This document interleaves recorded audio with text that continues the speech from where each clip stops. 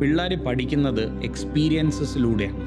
ആദ്യത്തെ അവരുടെ ഒരു 8-10 വയസ്സ് വരെയുള്ള സമയത്ത് അവരെ നല്ല ഒരു ഇൻഡിവിജ്വലായിട്ട് ഗ്രൂം ചെയ്യുക, സോളിഡ് വാല്യൂ സിസ്റ്റംസ് ഉള്ള, നല്ല ലൈഫ് സ്കിൽസ് ഉള്ള, കമ്മ്യൂണിക്കേഷൻ സ്കിൽസ് ഉള്ള, കോൺഫിഡൻസ് ഉള്ള, എംപത്തി ഉള്ള കുട്ടികളായിട്ട് അവരെ വളർത്തിയെടുക്കാനുള്ള ഒരു ഇക്കോസിസ്റ്റമാണ് ഈ ഓൾട്ടർനേറ്റ് സ്കൂൾസ് പലപ്പോഴും ഫോളോ ചെയ്യുന്നത്. അപ്പോൾ അവിടെ ഒരു സ്ട്രെസ് ഇല്ല. നമ്മളിപ്പം പൈത്തഗോറസ് തിയറം എന്താണെന്ന് പഠിക്കുന്നു, സാറ് വന്നിട്ട് പൈത്തഗോറസ് തിയറം ഫോർമുല എഴുതുന്നു, നമ്മളത് കാണാൻ പഠിക്കുന്നു, കുറേ എക്സസൈസസ് വരുന്നു.